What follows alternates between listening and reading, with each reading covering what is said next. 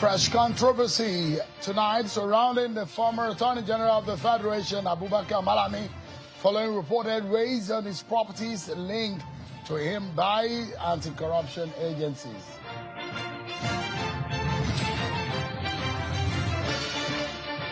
And today, the court in Abuja sentenced and convicted a former acting Attorney General, Accountant General of the Federation, Chukwunyere Nwaboku, to a 72-year jail term without an option of fine.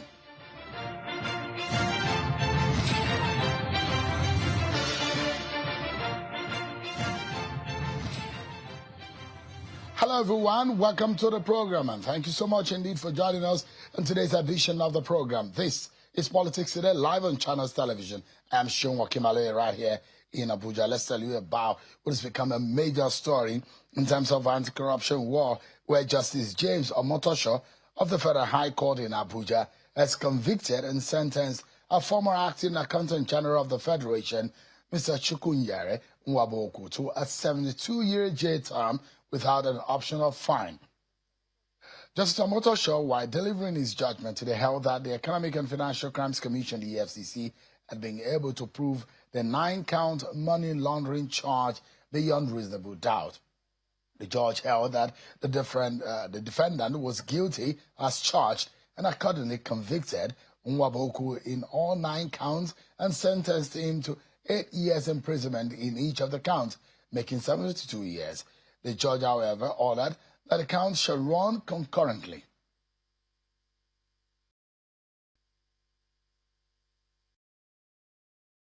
So much to talk about tonight. We're seeing a raid on former Attorney General's offices and homes in Abuja, and have gotten an extracted exclusive conversation with him on what he thinks about that raid. Malami will be talking to us tonight as a reaction after he's gotten out of jail due to bail conditions and what is made of what has become a major raid on him today. Plus, my conversation today is majorly with a governor who said, I will not run, but now he's going to be running. Where is he running to? We'll be finding out after we serve you some of your political roundup stories.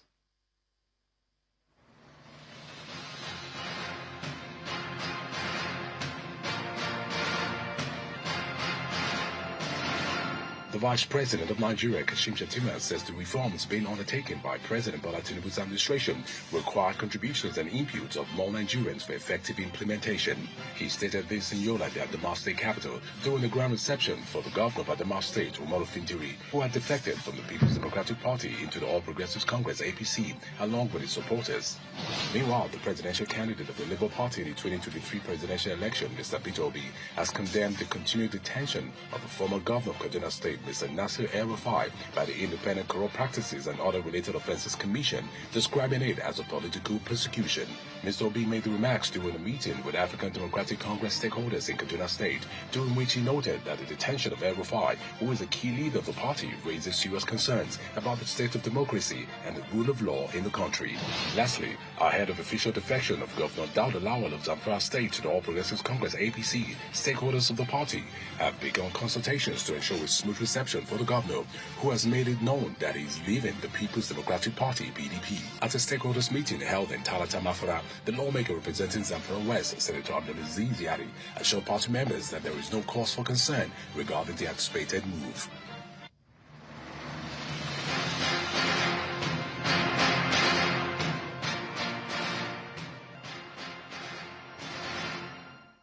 That's it for your political roundup stories. Let me bring you up to speed with what we saw today in the city of Abuja, where a fresh controversy is trailing the former Attorney General of the Federation, Mr. Abubakar Malami, following coordinated raids on multiple properties linked to him.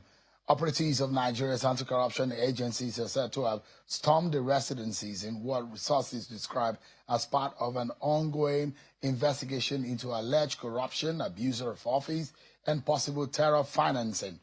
While details of the operation remain sketchy, the development marks a significant escalation in the scrutiny of one of the most powerful figures in the immediate past administration. Supporters of the former minister are already alleging political persecution. describing the raids as a witch hunt, possibly tied to imagined political ambition. But authorities insist the actions are grounded in intelligence and due process. So what exactly is behind the raids? Let me allow you to listen to the altercation in this video obtained from ANN, and you will hear the exchange between the operatives and the minister, and the former minister, that is. Allowed by the court order after the grant of this order to come over and take back.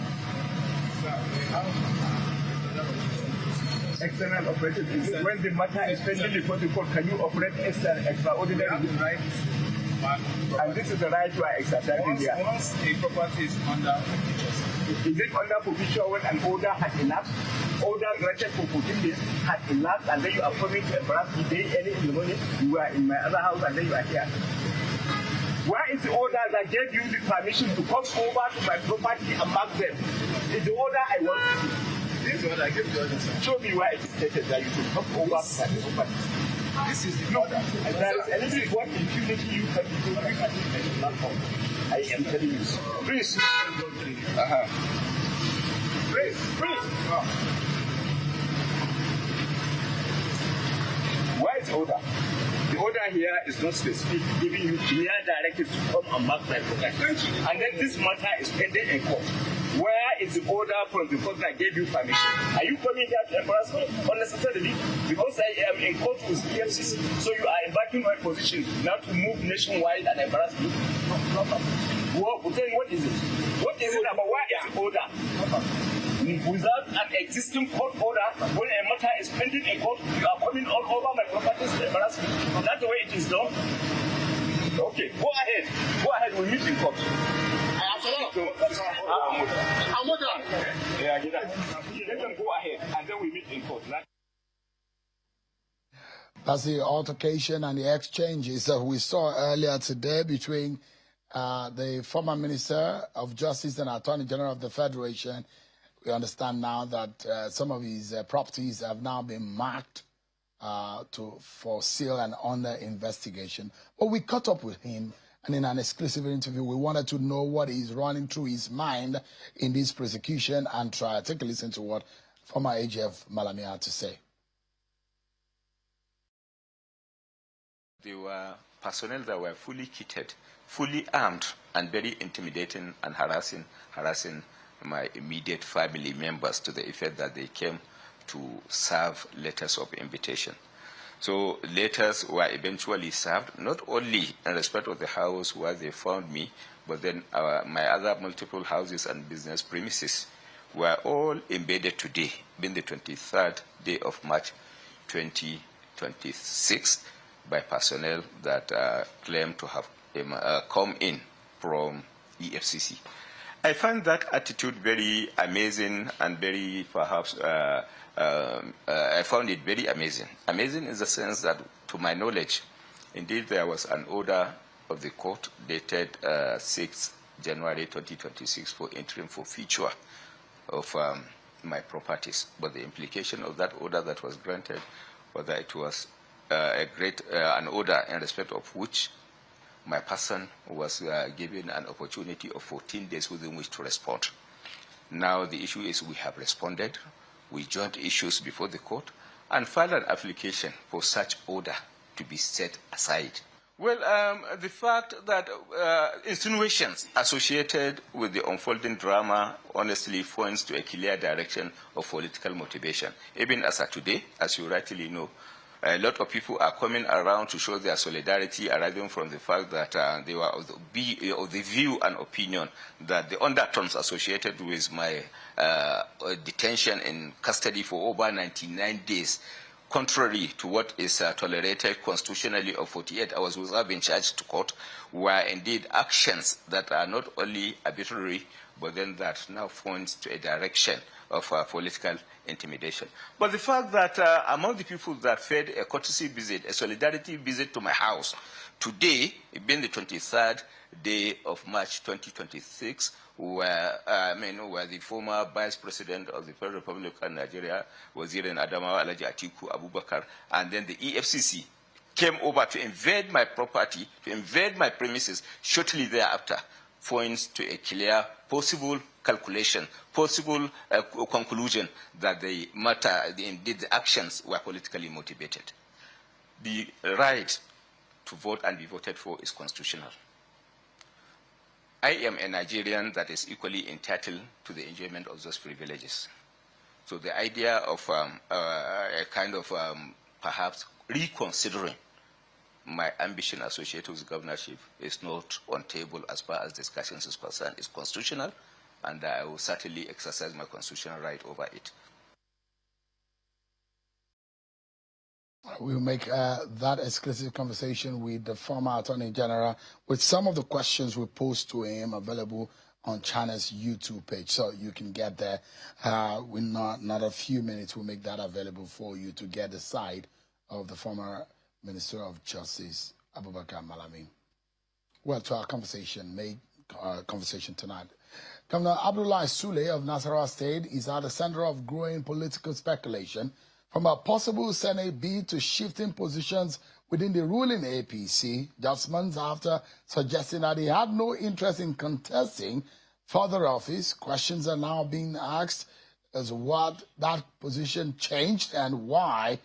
Tonight, we are also going inside the recent APC Governors Forum meeting, what decisions were taken, what signals came from the presidency after the governors met with President Bola Tinubu, and how prepared is the ruling party for a potentially turbulent and very, very intense road to 2027 with rising opposition pressure, internal party tensions, and concerns over economic hardship, poverty, and the cost of living.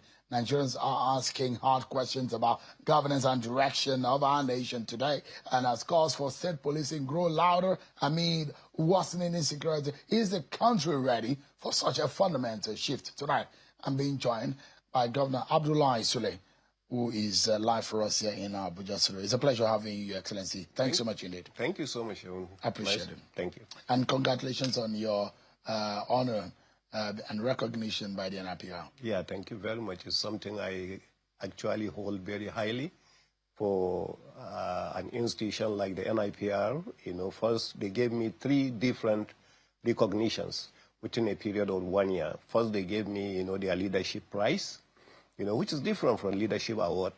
Then they came back later on and made me a fellow of the NIPR.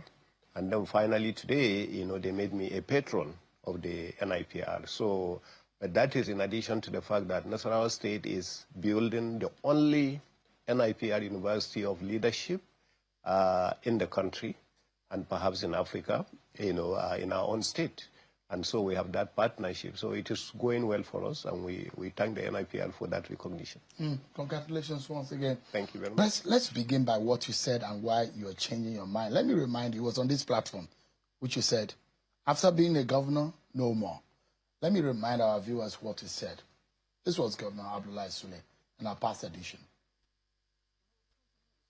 President is not easy 10. Why not senator? A lot of people know. This I can tell you categorically today. AA Sule will not go for Senate. So when after being a governor, for 8 your years, eyes on what you want to do. I have done. By the time I finish my 8 years, I will do whatever. So you can take it from me confidently, not the kind of question they ask me hypothetically. This is confidently, that I have no intention of running for the office of the Senate. You can save this tape and play it one day. And I've played it today. And the day has come. And that's the right thing to do. You have played it. Sheon, when you get to a certain point, I have spent all my life in the private sector where we make a decision, and that's the decision, and we close it. I made this decision on the day of our judgment of the Supreme Court after I won my election. I meant it then, I mean it now, that I have no intention of just jumping, to say that I'm going to seek for election into the Senate or House of Reps or any other position. But Sheun, it looks like when you make these kind of decisions, with my kind of experience from the private sector, it gets to a point where the pressure now is coming from your followers as I'm leaving office. Now, I have had all kinds of statements, from followers that when you leave, what do you expect of us? We have worked so hard to work with you to become the governor for 8 years. We have worked with you to make you one of the most successful governors in the history of our state and probably in the nation. We have worked with you with that. And then when you make the decision, you are not going to run. And perhaps none of us has the capacity actually to run. Where do you leave us? And I said it's in God's hands because I have made my point.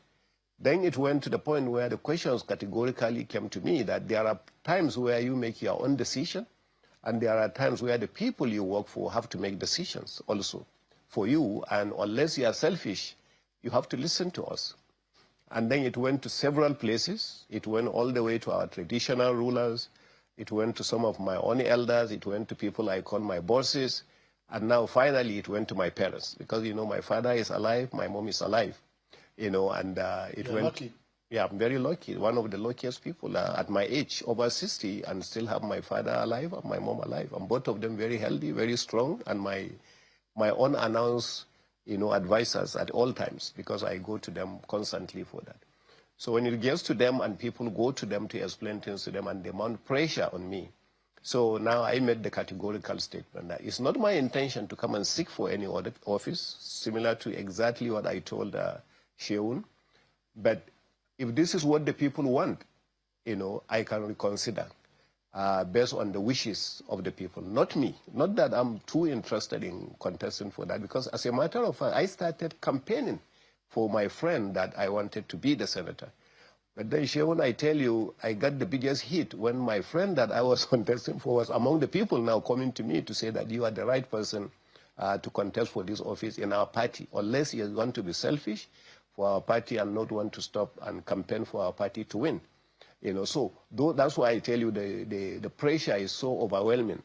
I'm not the kind of person that will make a statement and change. But now I have learned something in politics that I have not learned before. Maybe you spoke too soon. Maybe you didn't quite understand the dynamics of politics. But it put you in a very difficult place. And the tough question will be, should Nigerians now interpret your current moves as political ambition, overriding earlier public commitment? And can Nigerians actually hold your word to read that you're a man of your words? Because you stated it categorically. Yeah. Yes. So far, Sheun, every time I have made any statement, I have kept this statement for the entire 6.5 years I've been a governor. Every time I had said I was going to do something, I did it. Except this one. I did it for everybody. But this one we haven't crossed the bridge yet. But what I'm telling you is that the overwhelming pressure from parents, from supporters, from people that have worked with me throughout the period is so overwhelming that it's a situation that I can actually reconsider. But it's not like I'm going all the way out for me to say I want to be a senator. You really don't want it. If you leave it to me, honestly speaking, I will hold on. But this is not about service. This is about staying politically relevant after your tenure. I will remain relevant. Before I became a governor, I was highly relevant in this country. I was managing director of African Petroleum, and I was one managing director that has turned around a company with a 26 billion naira negative balance sheet into a 5 billion naira positive balance sheet. I got my name from the capital market for that. I was one of the governors that had run one of the most successful companies, at one time the most capitalized company in Nigeria, the Dangote Sugar Refinery PLC. I made my name from there. Then I went all around the country. I have done a lot of other things. Among the governors, I'm currently the chairman, of the North Central Governors Forum. As a matter of fact, day after tomorrow, in 2 days' time, Nasarawa State is going to be the host, of what is going to, I just told you, what is going to be our zonal congresses in Lafia. Today, we have promoted so much in our football. For instance, I was telling you that for the first time, Nasarawa State has 3 teams now. We have the premier team. We are number 3 in the country. In fact, we beat one of the best teams in the country today, 4-1. We beat Rivers United. So Nasarawa State is number 3 today. We were number 2, we were number 1, we were number 2, and then we're jumping in that area. So every category of thing that you have taken in solid minerals now, we have made Nasarawa State the lead in that. So I think I have remained relevant all the way through. So this is really about the service to the people that you have worked with, who believe very strongly, as painful as it is, because me changing any position that I have made is usually very painful. So, but it's people who believe that you have contributions to make, you have to carry us along, you cannot leave us hanging. This is the situation where we are. So this is about staying afloat, politically speaking.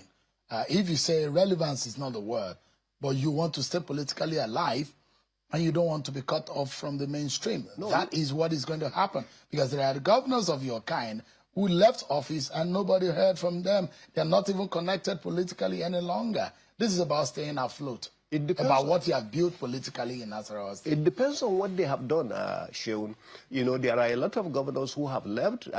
You will see them seeking for positions that ordinarily somebody like me, if I live as a governor, you offer me such position, I will not take. But you see them seeking and begging for those kind of positions. But Sheun, I have made my name in the corporate world, that even if I remain politically irrelevant as holding political office, I will still remain corporate relevant by going back. So you are likely to have gone back to corporate life. That's what if you left being a governor. That's exactly what I had planned. But it looks like a rite of passage for governors who leave Nasarawa State. Your predecessors have gone to the Senate, and it seems like you also want to follow suit. Well, not that I want to follow suit. I think the people in the state, who are my supporters, want me to follow suit. And I knew that has been the culture and the tradition, and that's the reason why I didn't want to be just like everybody. But this is a very similar rhythm that we've heard from politicians. It is not me. My people want me to run. In fact, we see some people buying forms for them. Even me, right now, my people want me to run. Only that I will run according to my pace. Yes. Running for what exactly? My people want me to continue to running, to be the anchor of politics. But in the case of politicians, yes, there are people who are always, and you've said the same thing. When I first interviewed you years ago, yes, you didn't sound like a politician. You sounded like Abdullah Sule that I used to know, Dangote, but you're not sounding like a politician. No, now. I still don't sound like a politician. No, I have not. You're one of them now. No. Well, I'm a politician because I'm a governor. I'm a politician because I'm a member of the political party and one of the most important members of the political party. But shifting grounds is the way of politician, and they sound like that. And that's what it has affected you. Well, it has not affected me. It has not affected me negatively. It is just that in a position where you are working with people, you are working for the people, you are working this, and most likely you are likely to change certain decisions that you have taken. If it is left to me, this is the decision I've taken, and I meant it then, I meant it now, I meant it tomorrow. But the issue is that you have people who are crying that was a very selfish position you have taken. It is wrong for you to do that. If we have one of us that can do that, we can just do that and leave you alone. But we don't have one of us, amongst you who have worked so hard with you to be able to do that, and then you take that kind of decision. What lesson has that taught you? It has taught me that in politics, there are times where you have to listen to your people. It tells me that in politics, there are times where you have to do things that you may not necessarily wish to do, but that is what your people want you to do, and you do that. Let me ask you, you've received David Omugado back, into the APC. It means one thing. This is a man who said he defeated you, but the elections were rigged. Is he going to be the candidate of your party? In Nigeria, and I have said this over and over, most people never lose election. Every time they lost this. I wish you have now listened to Omugado on the day we received him. On the day we received him, he said something different. Omugado said, I am one of the best governors that he has seen. That's why he's joining me. He believes in President Tinubu because President Tinubu is doing a wonderful job. And his job as the opposition was to demarcate us. Every time we did something, no matter how right it was, to make it look wrong. You know, those were his statements, you know, on the day he made them. Nobody forced him to make those statements. So it's the same thing to say that I have won the election. You know, it's demarcating you. I say I won, then to demarcate you, you say, no, you didn't win. I won, you know. So that's my reading of his kind of statements. But we welcome him and we receive him. Let me ask you, what was the outcome, or what did you and your colleagues discuss? You finished till very early this morning. That meeting we started yesterday evening, didn't end until about 2 a.m., I understand, this morning. What was it that you were discussing? First, you have to understand how many APC governors we are now. We started just with 21 governors in 2023. Today, we are 31 governors. So in the past, where we used to have a meeting where quickly this one will talk, that one will talk, everything is finished. Today, you have to listen to everybody. You know, and we are discussing some very, very vital points. So it's not just the governors that met. We also met with the national chairman of our party, and that meeting took a very long time. We are discussing the congresses that are going, the zonal congresses that are going to be taking place in the next 2 days, on Wednesday to be precise. And then we also spoke deeply, you know, about the aspect of the convention that is coming on Thursday and on Friday and Saturday, 27 and 28. You know, so when you are discussing such issues and you have, you know, this number of governors and you have people who are just joining right now and they have their own interests, and you have other people who have left, and that's so you go through a lot, you know, because you have to, and I commend our leadership also, both the chairman of the party, the chairman of Progressive Governors Forum, you know, the new special advisor to the governor, to the president, you know, Honorable Masari, who was also part of the meeting, and of course the leadership of the party, you know, the vice chairman, the secretary of the national secretary of the party, and the rest of that. So it was a very intensive meeting where we had to listen to everybody. Were you able to make a case for some of your colleagues who seem that their future is not secured, even after crossing to your party? Because part of the deal we understand they signed is that once they get into the APC, there is always the chance of forced refusal of who gets the ticket of the party ahead of the next election. And I'm talking specifically the likes of Governor Simlayi Fubara, whom we understand that his future is not secure just yet about getting a ticket for this party. That, in fact, the people that are lining up to get the ticket are more assured than him that is the governor of the APC. Are you able to secure that kind of assurance for someone like Simlayi Fubara? Well, I don't think we have received any of those for any governor. Not even for those who have been APC governors, because we have a lot of first-time governors. For instance, here in the North Central, you know, 4 are first-time governors. Plateau is first-time governor. Benue is first-time governor. Niger is first-time governor. Kogi is first-time governor. It's only Kwara and I that were in our second term. So we have a lot of first-time governors, and I don't think any one of them had received such guarantees or so from the party. And when we were there also, because at one time we were also first-time governors, we did not receive such guarantees that you have automatic first of refusal and things like that. But I think depending on the performance of a governor, it is going to be very difficult, you know, for a sitting governor that is going for a second term, whether he is just coming newly or he has been there, you know, for you to just come and crush him and go ahead. There are only 2 states that we are hearing there will be trouble. Yeah. And you never had anybody who troubled you to get a ticket in your party when you were seeking re-election. And we have not heard of any of your colleagues within the APC who were threatened of not getting. It's only in Benue and Rivers now that we are hearing that there's a lot of trouble locally of those who are contesting with them in the APC of not getting the ticket, and the traditional chance of forced refusal of the party. And that didn't come up at all in that your conversation. I will correct you, because I went into a primaries with another aspirant, and that aspirant, for your information, was the ex-wife of the national chairman of my party at that time. But you got a chance of first refusal. I didn't get any chance of first refusal. The first refusal is traditional. I went straight into the primaries, and we did the primaries with the delegate. I got my votes. She got her votes. So fundamentally, that didn't come up in your meeting yesterday? No. But what did you discuss, though? That's what I'm telling you. We discussed about the convention, the process of the convention, how the convention is going to be. It's going to be a very large convention, perhaps the biggest ever, because you have 31 governors now who are going to come, from the states.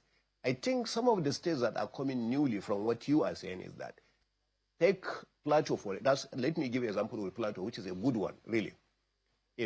Coincidentally and locally, the man who contested for the office of the governor in Plateau is now national chairman.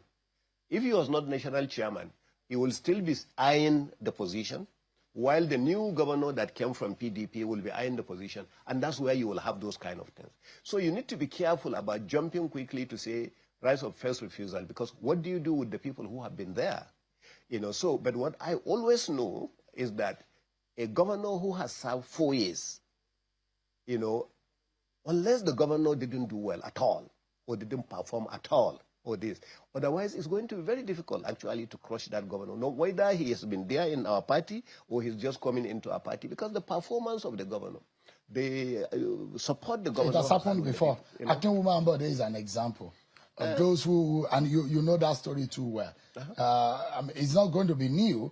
But in fact, the major conversation now is not whether anybody gets a chance of first refusal. It's whether or not even up to half of your governors will return in 2027 if the people of the country do not vote for your party.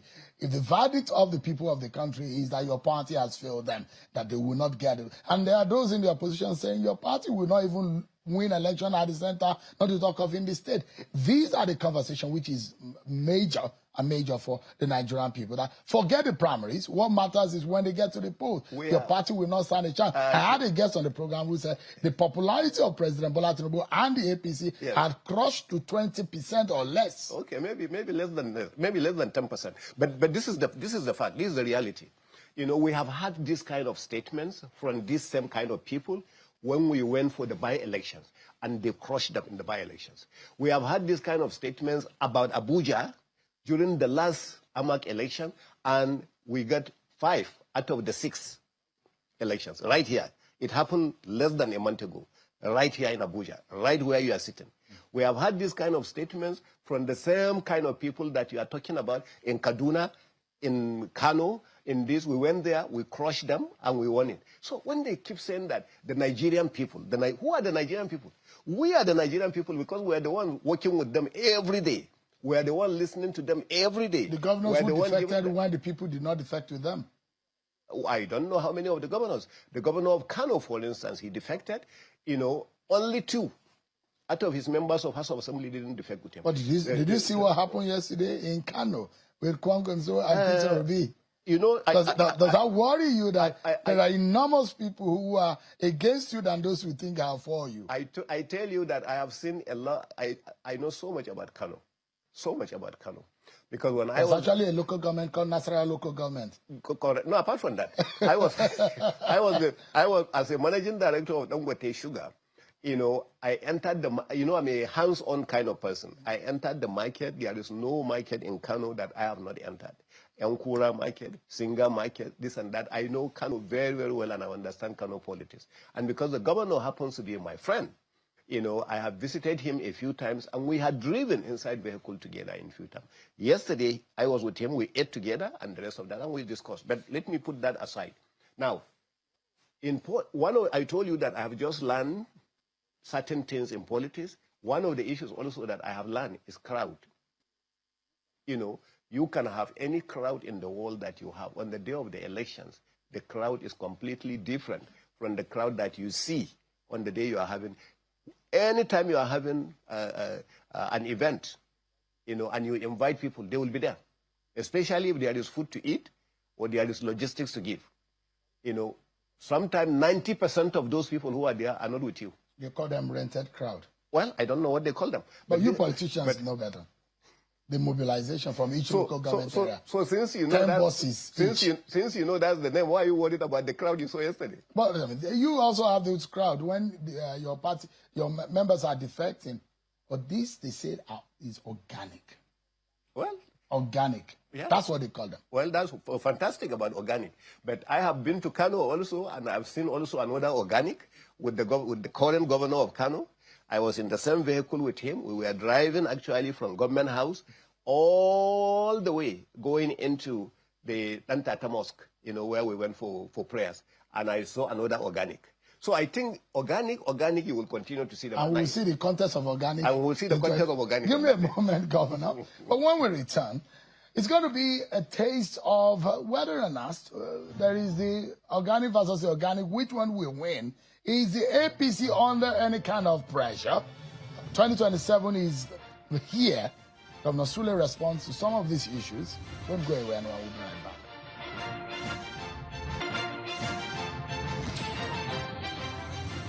Thank you so much, everyone, for staying with us on the program. Governor Abdullahi Sule has been speaking with us on the program. Thank you so much, Your Excellency, for your time tonight. Thank you very much. Who is succeeding you? I don't know who will succeed me, but I do Or you don't pray want to say? and hope. No, I don't know. Because don't know I honestly. understand that your very good friend, Senator Wadada, is in good stead to do that. He is one. That's when we are hearing that the ticket is likely to be his. He is one of the most qualified candidates, and we have other highly qualified candidates like him. The aspirants like him. He's perhaps one of the most qualified. And then there are some also who are highly qualified. We have them in the. If you have your way, you will have given. From if you own the ticket in your hand right now, you'll have given Wadada. I will throw it in the open, and all those qualified guys, anybody who like a bouquet at a wedding. Yeah, and anybody like a bouquet at the wedding, and any one of these highly qualified aspirants that catches it, I like it. They are all my friends. I like them, and there's a lot of them are highly experienced. A lot of them are highly exposed, and I think they can take the state from where I'm stopping, as a matter of fact. Are you worried as a leader of the party that there are fears of imposition ahead of the National Convention? How do you douse that tension, which is even more dangerous? When people are carrying placards, you can douse the tension, but when people are angry on the inside and you're not hearing it, we had a guest here yesterday who says he's paid 5 million naira, but they are denying the form. There is fragmentation within your party, and the party seems to have tried to quiet it, but the agitation is there. No, you see, there is no way you can have convention of a party like APC with this number of states in control of the party, with the president the way he is today at the ruling party, and with the way things are going, and say you will not have dissentment. You will have people who are going to tell you, you have mentioned one person. In our state so far, we don't have anybody. Among all these people who have done that, we have finished the ward congresses, we did the local government congresses, we did the state congresses, and we're going to do the zonal right now. And we agreed from the beginning. Before we even started anything, we agreed clearly that it was going to be by consensus, and people agreed, and we sent people, there. So, but we had people from certain local governments, certain wards, who will come and tell you, we don't agree with what the others have done, and we brought them together. And I will give you a good example. We had a local government that has two teams, very strong, both of them. This one will say, these are the people who are the ones we selected. This one will say, these are the ones who I say, okay, both of you come. So they came. I said, all right, it cannot go that way. But we believe in compromise in this party. And since this is a consensus, can we take this number? Can we take that number from you and that? And that's how we work it out. And it worked perfectly well in our state. So the agreement is that most of those who are in NWC should return. Is that what the party is standing on? That's the consensus, yes. So why sell form to people and why allow people to contest when you have made up your mind on returning those who are in office right now? I don't know about it. It depends on the state. Every state is different. But what I'm telling you is that, for instance, in our own state, we have two members of the National Working Committee. One is the Deputy National Secretary, and the other one is actually the zonal women leader. That one is at the zonal level. And we agreed that those are the only people, and those are the only people that bought the forms. But at the meeting yesterday, I heard only about 3 states where what you are saying happened. That there are some people that went without, because you see, some people will just do it without the consent of the party. You have these Abuja politicians, for instance. They are relevant in Abuja. They are very strong in Abuja. They are this in Abuja, and they can make more noise. They will go to channels. They will go to TBC. They will go to the... But you bring them over to their state. They can't do anything. But they can cause havoc. Yes. They can go to court and disrupt. Well, they can go to court, but we can also go to court. Right. So I think court and court will meet. You see, the bottom line is that a lot of them actually will just go in for the purpose of causing confusion. Otherwise, if you are carrying out consensus and the stakeholders, believe me, we have people here who every time you call meeting of the stakeholders, they never even come. Hardly will you see them at the meeting. But when they are talking about the party in the state, they are here in Abuja making noise. Your party is being described as that giant statue with the feet of clay that is going to collapse very soon. But more important to me right now, at the moment, is whether the governors of the APC, you are about 31 of you now, are you being honest enough with the president about the real situation on ground in this country? The president himself is being real honest with us.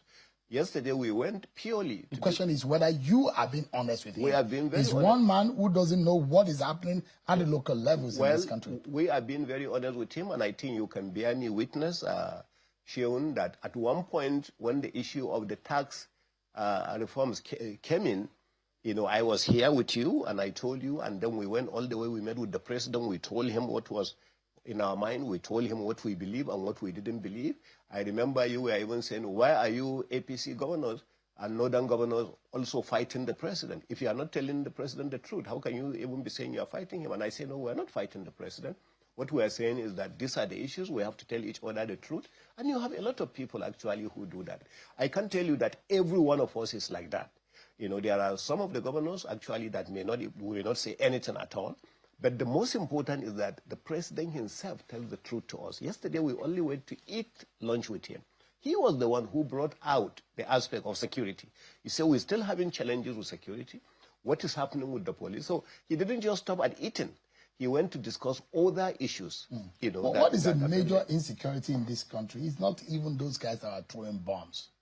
It's those people who are being killed by hardship and poverty. At what point will this government be honest with Nigerians and admit that citizens are hurting more than expected? I think the president has done that many times. If you remember, there was a time we had this conference within the villa, the NEC conference, and the president was the first to say that there is suffering in the state. I want you, governors, with the resources you are getting. In fact, that's when it became the popular word, go and wet the grass. And of course, so many of us went in there. We came up with so many palliatives, program, helping the vulnerable, helping the poor, helping the farmers, helping those in need, the elderly, and the rest of that. So I think the president himself has said that, not that anybody But the Nigerians are facing severe economic hardship. Do you believe the current policies are working? Because to a lot of Nigerians, these policies don't make sense. They're not feeling it. It's not working. The reforms are posing too much hardship on them. They are dying by the day because of some of these policies of your government. Is that fair to the Nigerian people?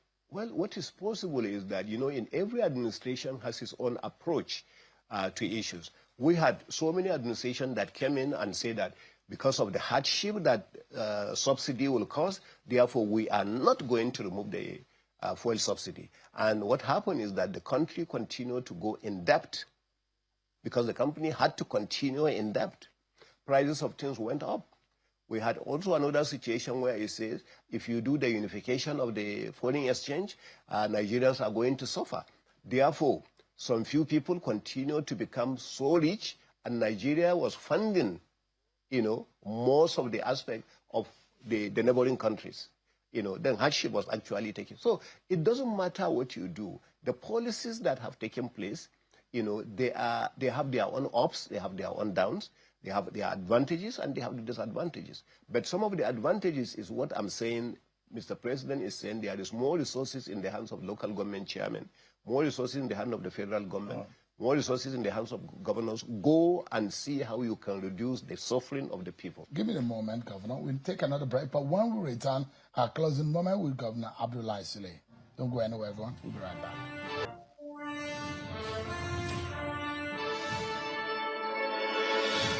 Thanks so much, everyone. Our closing moment now with Governor Abdullahi Sule.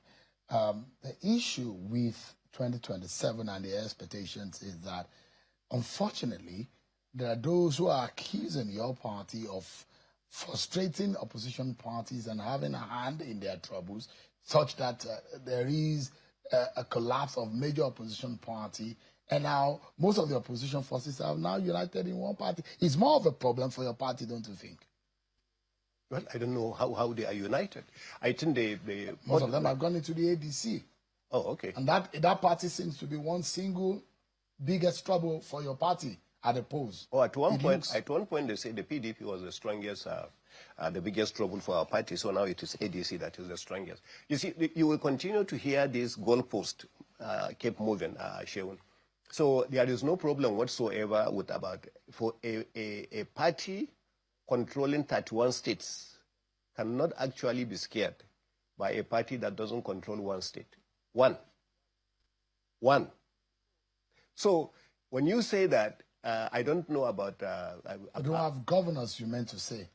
Well, the governors control the structures of the state. Because at the time your party came into national prominence, yes, your party didn't have as much governors in 2014, 2015. No, not as much. But you have about 10 or 9 of governors. Fantastic. Yeah. Now the other one doesn't have one. But it comes to the point that what does it matter anyway? When Peter Obi won in Lagos State, he didn't control Lagos State.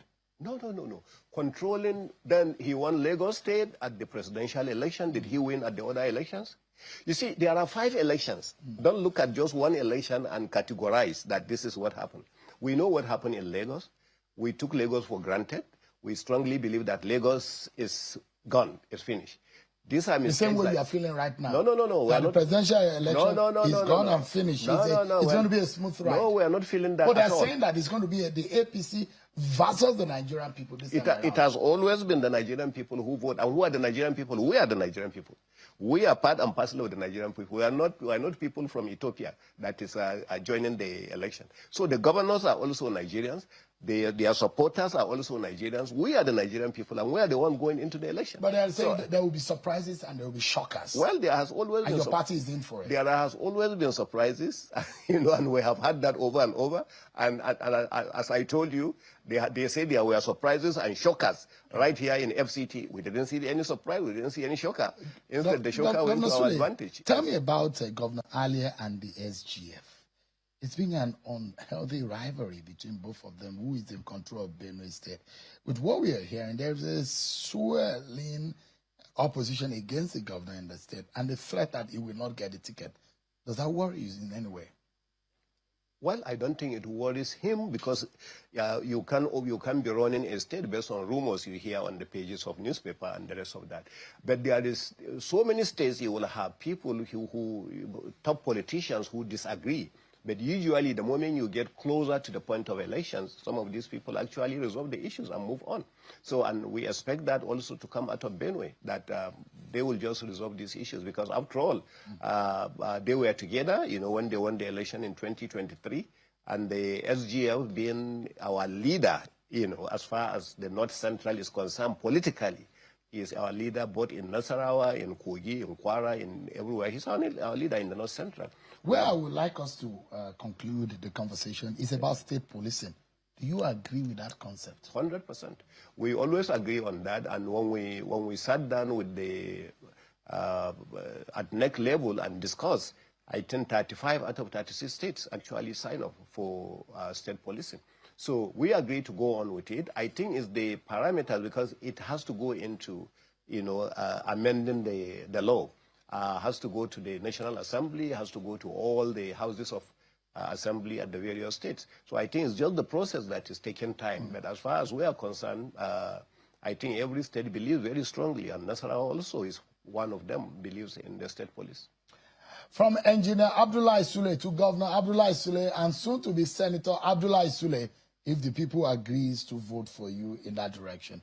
Well, many thanks, my good friend. Governor Abdullahi Sule. Thank you very much, sir. I think let us stop at Governor Abdullahi Sule right For now. now.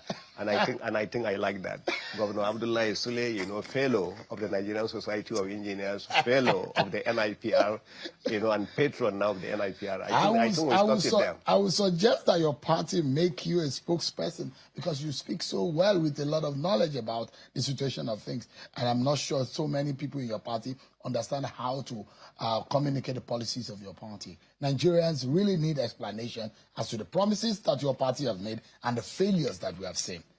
That's a message for you to your party. Thank you so much. Thank you. I will take it. I appreciate it. I will take it. That's our show for tonight, everyone. Many thanks for watching. I'm Sean Wakimale. God bless Nigeria.